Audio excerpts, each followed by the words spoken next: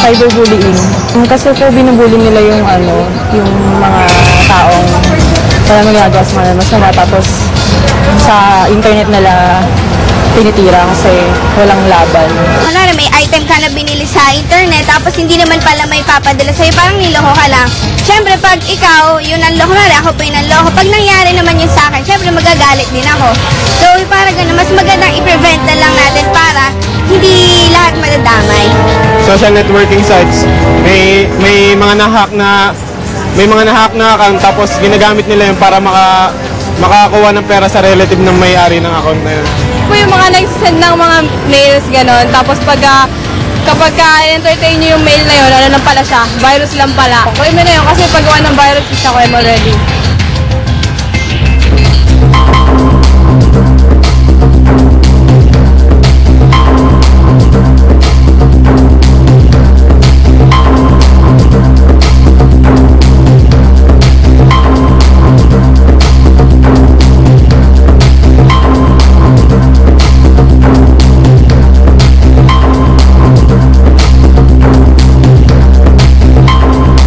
Nagbabalik po ang special forum ng PTV Television ng Bayan on the Anti-Cybercrime Law. Mark, kanina nga aking nabanggit na marami ang diskusyon dito sa cyberspace tungkol dito sa batas na ito. Tanungin natin ang isa sa mga lagi talagang online 24/7 at isang vlogger, Miss Jane. Ano ba ang reaksyon ng mga vloggers ukol dito sa batas na ito? Well, I cannot speak for all of them, pero I'll just speak for myself, no?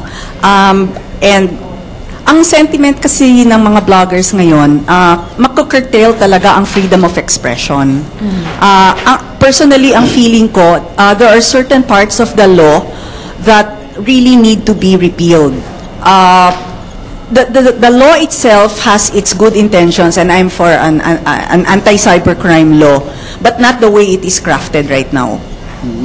So yung free... Gio? Kasi may follow-up question tayo from sa Twitter account natin. Sabi nila, which provisions of the bill do you find restrictive? Or para sa bloggers in general daw? Well, ang primary, if you look at Twitter now and Facebook, ang primary concern talaga ng mga bloggers ngayon, yung libel. Well, of course, libel has always been there before. Pero ngayon, mukhang ang penalties, grabe talaga. Buti sana kung civil ang penalties, no? It's commensurate to whatever, it's commensurate to the crime or to the wrongdoing. But ang pagkaalam namin, you can face jail time of about 12 years.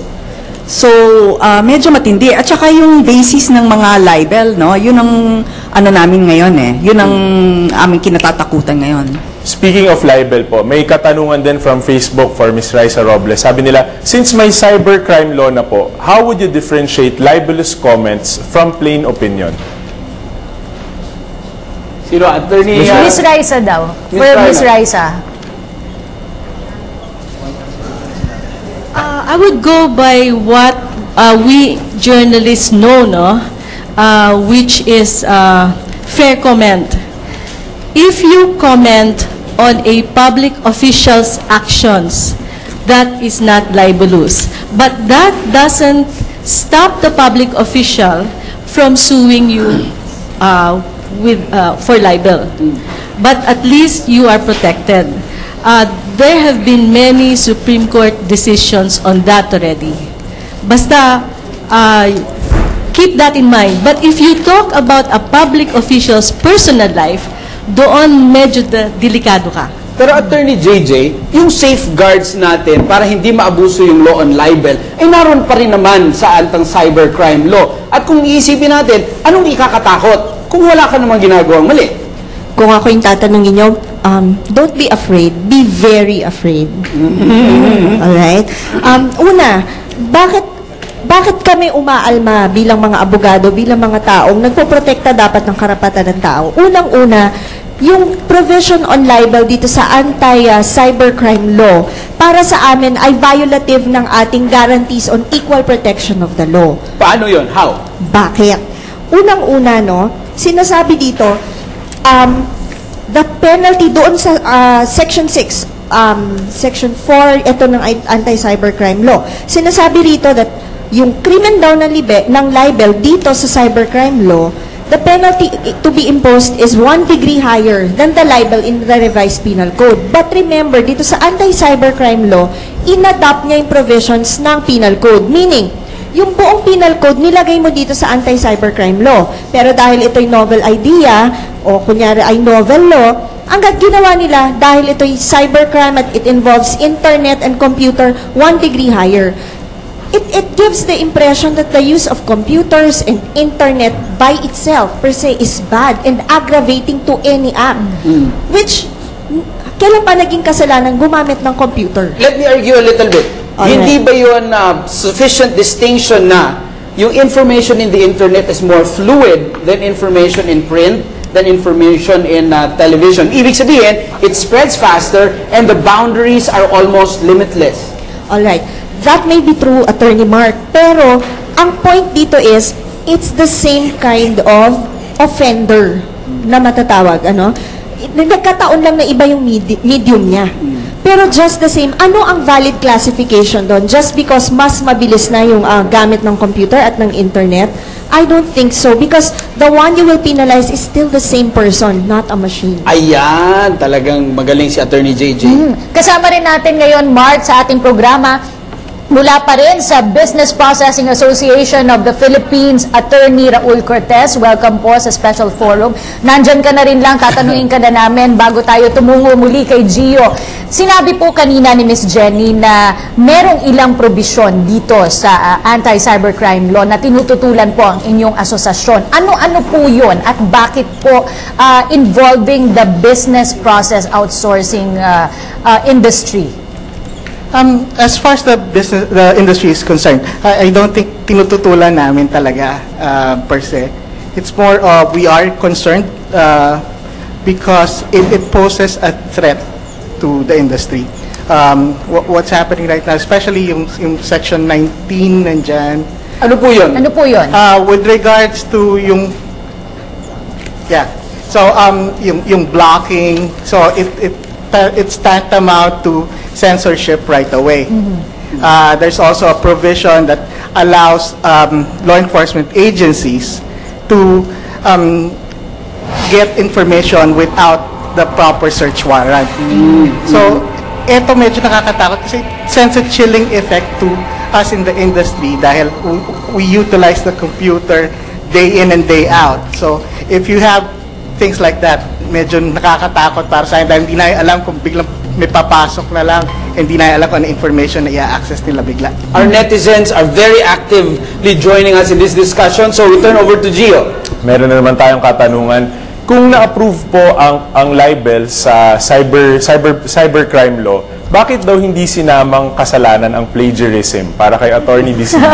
Attorney Dicini, para sa iyo daw yung tanong na yon. Actually, kasi ang plagiarism is more of bad manners than anything else.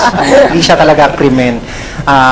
Ang plagiarism ay isang crime siya siguro in an academic setting, no? Kung isa kang manunulat sa academy or ikaw ay isang estudyante, kailangan magbigay ka ng credit where credit is due.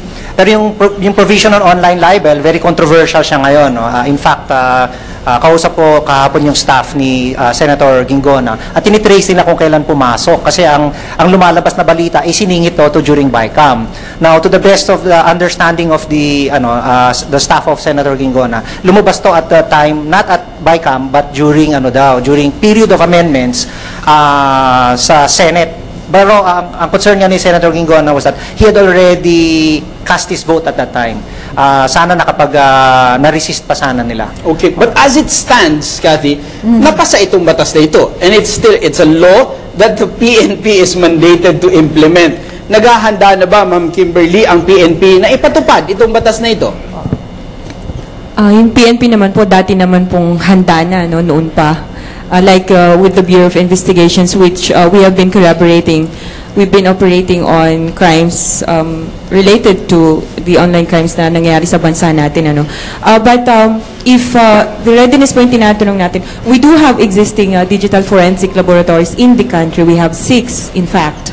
We have one in Crame, we have one in Cebu, Davao, Zamboanga, General Santos City, and we also will be having one in Legazpi, and we have trained police officers they've been training with the help of the Anti-Terrorism Assistance Program of the United States and other foreign entities na tumutulong sa Philippine National Police para maging capable yung ating mga investigators with regards to these crimes. Ang NBI naman po, kasi kanina nag-express na ng fear ang BPAP na baka daw maabuso po itong batas na ito. Ano naman po ang mabibigay na assurance ng ating pamahalaan na yung mga mag-i-implement po nitong batas na ito ay hindi naman po lalabis? Isa po sa mga provision ng batas na ito ay yun pong creation ng Office of Cybercrime sa DOJ. Meron din pong i-create na Cybercrime Investigation Coordinating Council under the Office of the President. At kung babasahin po natin yung mga provision sa pag-create po ng mga ahensyang ito, ay imo-monitor po nila at tutulungan kami sa pag-iimbestiga ng mga kaso. In other words, the NBI will not investigate by itself. The PNP will not decide by itself. Ito po ay collaboration ng iba't ibang government agencies under po ng monitoring and supervisory powers ng DOJ at ng CICC.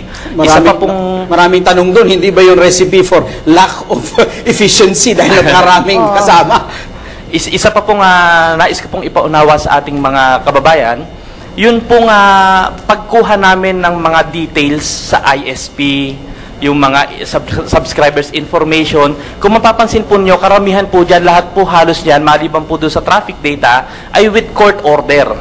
Sapagkat ginagarantiyahan pa rin po ng ating pamahalaan ang karapatan ng bawat isa sa atin, yung pong ating rights to privacy.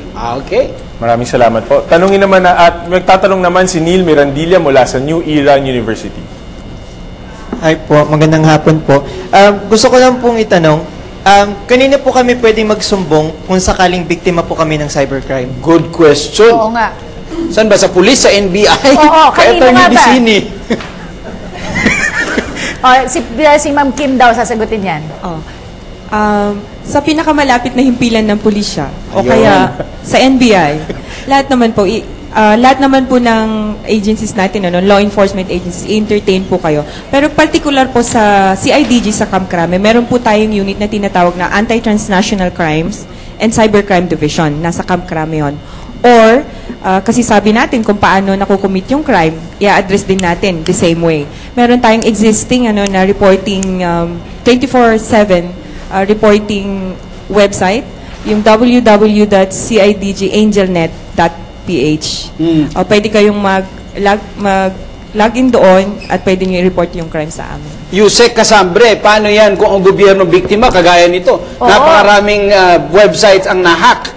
Kahapon lang yun, di ba? Kahapon lang, talagang na-deface yung marami nga sa ating website. Paano natin maprotektahan kung ganun nga merong existence na ito? Are you availing of some of the provisions of this law? Well, as of now, not yet, no. But there's a specific provision there for the development of a national cybersecurity plan, which is specifically to address threats that would, how should I say, affect our country in a major way. For example, this plan would address the need or the threat that for example, our business processing industry were attacked, that's $11 billion of our GNP. So we have to have something in place to address such things, So that's one of the aspects of this law, Tanungin natin si Ms. Jenny kasi nabanggit yung BPO industry. Meron ho nga bang provision dito sa batas na ito na magpoprotekta sa inyong industriya? Meron po, since it essentially it seeks to protect the integrity of data, and yun yung pinaka-importante sa amin It's not really the computer, the hardware per se, pero the data that gets transmitted from our foreign clients to the Philippines where the outsourcing is done. Masaya po ba yung mga kliyente nyo, ma'am, nung narinig na meron na tayong batas na ito? It's definitely reassuring to our clients. It enhances investor confidence, no? Yun lang. Meron lang kaming minor concerns with some last-minute provisions that were done. At gaya ng ating nasabi, Mark, iba-iba nga ang mga provision dito na tinututulan ng ating mga kababayan. Pero isa sa pinaka-controversial, itong elemento nga ng libel. Right. Tanungin natin yung ating mga vloggers, Miss Raisa, dahil po ba sa batas na ito ay maaapektuhan yung inyong pagbibigay opinyon o pagsusulat sa internet? Hindi po. Pero ang inaano ko lang yung mga komentong lumalabas sa website ko, no? Napakinggan ko yung discussion sila Attorney Dicini kagabi at mukhang it is better for me na hindi ko na lang i-moderate yung website ko, yung mga comments, kaysa sa i-moderate ko kasi magiging liable pa ako dun sa sa mga comments. Ibig sabihin ba, Attorney Dicini, na kung halimbawa kagaya ni Ms. Raisa, no, na meron siyang website, normally pag nagbigay ka ng komento sa isang blog, sasabihin, it's awaiting approval yung iyong komento. So kung dumaan sa isang proseso na yun, magiging liable na yung blogger dun sa mga komento na medyo libelous? Okay, kasi ang libel, dalawa ang layer ng liability, no? Yung nagsulat, siya yung author ng libel, pwede siya makulong, at yung publisher ng libel. Ngayon, sa iyong blog, ikaw ang, sa mga blog entries mo, ikaw ang author at ikaw ang publisher ng entries mo. Pero dun sa comment section, hindi ikaw ang author ng comment. Yung ibang visitor sa site mo ang author ng comment. Pag minoderate mo yung comment section mo, ibig sabihin, ina-approve mo yung content, pag ina-approve mo, ibig sabihin, ikaw ang publisher. Kasi may editorial control ka dun sa comment section. Kaya ang advice namin, based dito sa mga cases na nakikita natin sa Amerika at sa ibang bansa, na pag unmoderated, hindi mo kinokontrol kung nung nakapost, hindi ka pwede maging liable kasi hindi ikaw ang publisher ng mga comment na yon. Ang pwede lang maging liable, yung nagsulat ng comment. Si Zuckerberg mismo. Si Ms. Jane naman, tanungin natin, kasi sinasabi niya kanina nung nandun pa tayo sa GAP, ay pinopolice naman yung mga vloggers ang kanilang mga kasamahan. Sabi mo, minsan, pag sobra na yung patama, ay medyo pinagsasabihan nyo naman. Is there an association po of vloggers? And how do we know kung itong isang tao ay talagang lehitimong vlogger o talagang nandun lang, nagbablog lang para manira ng tao? Ang vlogger kasi talaga, nagbablog because may passion siyang magsulat. So, karamihan sa aming mga vloggers, meron talaga kaming mga specialized niches like food, travel, lifestyle, and things like that, ano? So, isa na ako doon. In fact, hindi nga ako political vlogger. Pag tiningnan mo yung mga vlogs ko, wala akong sinusulat tungkol sa politika. Pero wala kaming association precisely because that is the nature of the blogger. Ang blogger writes from the heart. Let's cite a specific example. Halimbawa, food blogger ka, ma'am. Pumunta ka sa isang restaurant. Sinabi mo, food here is so bad at kung yung puntahan nito. Are you scared now that you can be charged for libel? May mga takot na.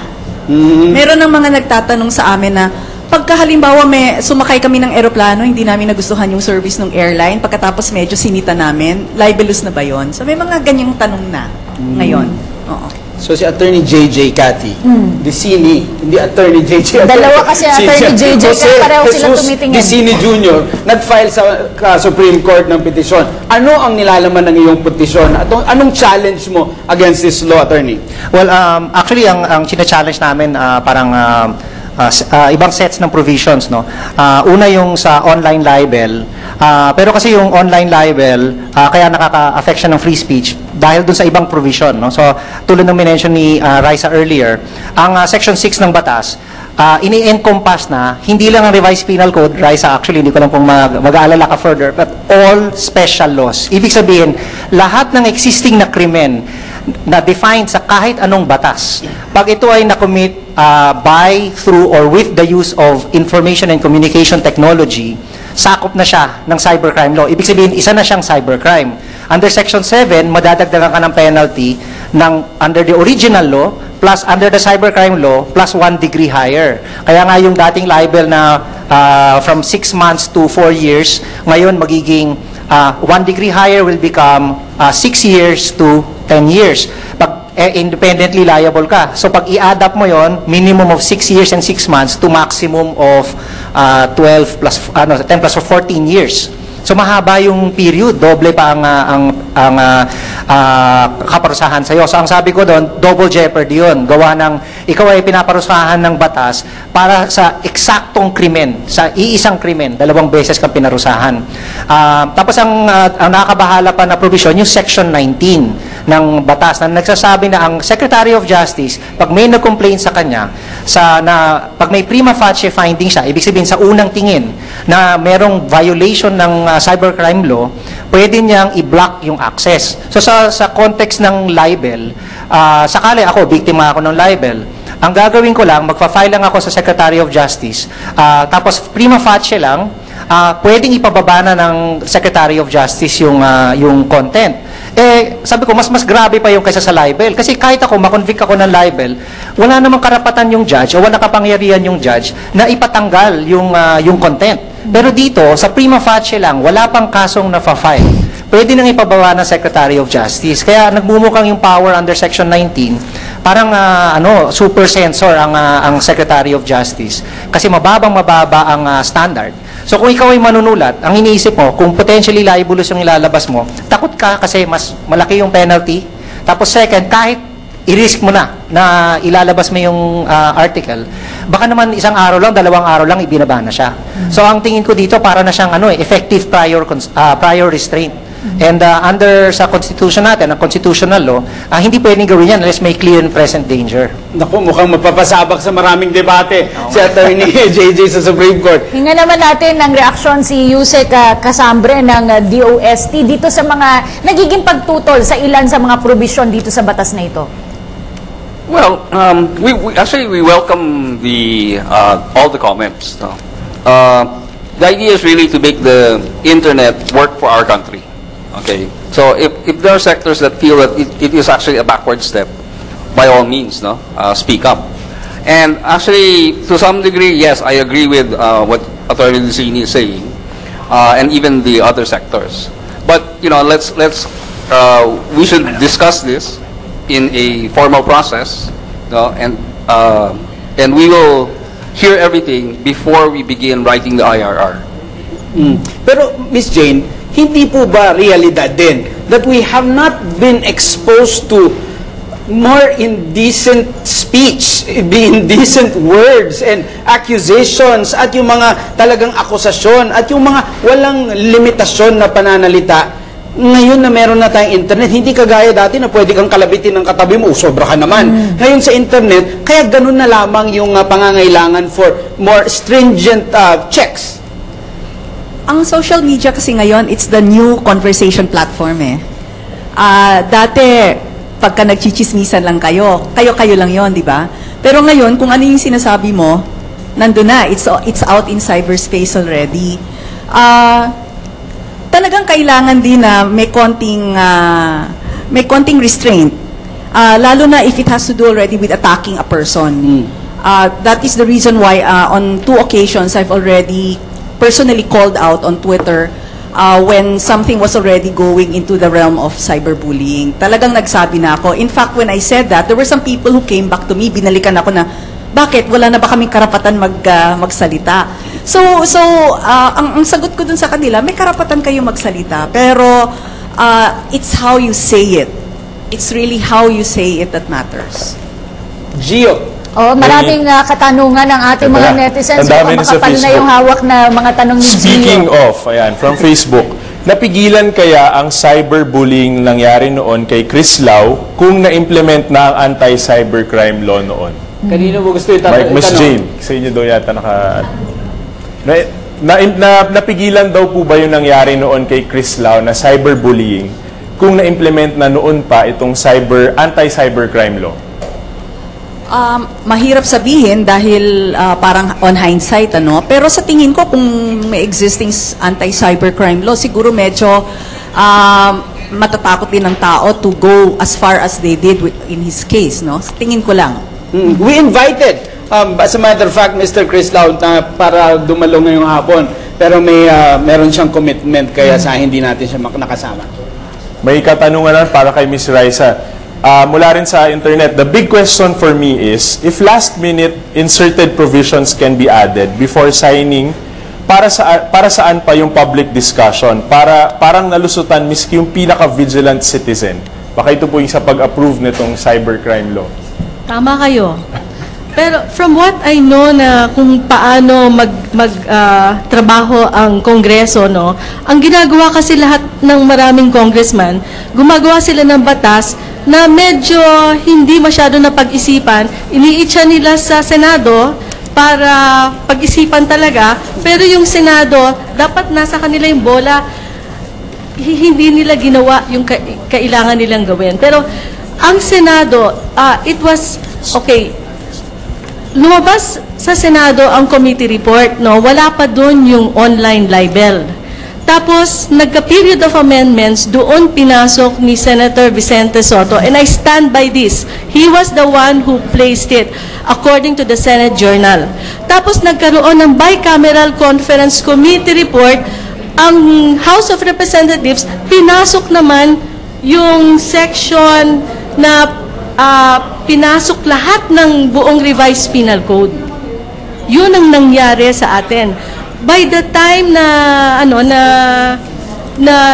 inapprove nila, too late na. Tapos nung dumating sa Malacanang, kasi alam ko naman na yung iba doon, kasi they're also hurt by the yung mga criticisms against them, hindi din nila masyadong natingnan. Yun ang nangyari dito sa law na to. It's the most horrible law I've ever seen, approved by Congress since 1986, and I speak from experience because I covered Senate since 1987. May reaction po si Attorney JJ Atienza dito sa sinabi ni Ms. Raisa. Ma'am Raisa, nagulat po ako ng husto dun sa sinabi nyo na may isang tao pong nagsingit lang ng probisyong ito. Dahil ang pagkakaalam ko po sa pagpasa po ng batas, ang dapat dyan, yung mga period, yung tinatawag natin sa period of amendment ay pwede kang maglagay ng amendment mo, dapat within the bounds of the intention of the frameworkers o nung gumawa po ng batas. Okay. Wala daw po silang bounds, sabi ni Ma'am Raisa. Marami pa po tayo magiging discussion dahil batas na po ito. Ano po kaya magiging proseso sa Supreme Court? Anong pwedeng asahan? Tuloy-tuloy pa rin po ba ang debate dito sa Anti-Cybercrime Act? Magbabalik po kami.